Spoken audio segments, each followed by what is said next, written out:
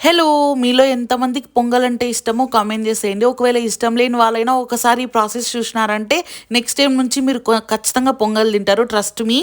మాకేం బొక్కలే ఇష్టం లేదనుకోద్దండి. ఒకసారి ఈ ప్రాసెస్ చూసినారంటే మీకే కంపల్సరీ నచ్చుతది. ఫస్ట్ అయితే పెసరపప్పు ఇంకా రేషన్‌లో ఇస్తారు కదా! ఆ బియ్యాన్నయితే కుక్కర్‌లో మంచిగా మెత్తగా ఉడికించేసేసుకోండి.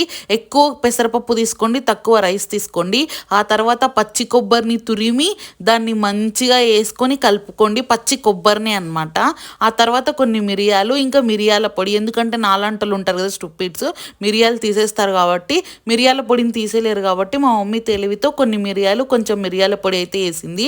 ఆ తర్వాత పచ్చిమిర్చి 2 చీలికలు చీల్చుకొని యేసుకోండి. ఒక 3, 4 పచ్చిమిర్చీలు. అక్కడక్కడ తగులితే బావుంటాయి. ఇంకా కాజులనమాట. సో, ఇదంతా మంచిగా వేయించాలి. ఆ తర్వాత కరివేపాకు గూడా అనమాట. ఇది సెపరేట్‌గా వేయించుకోవాలి.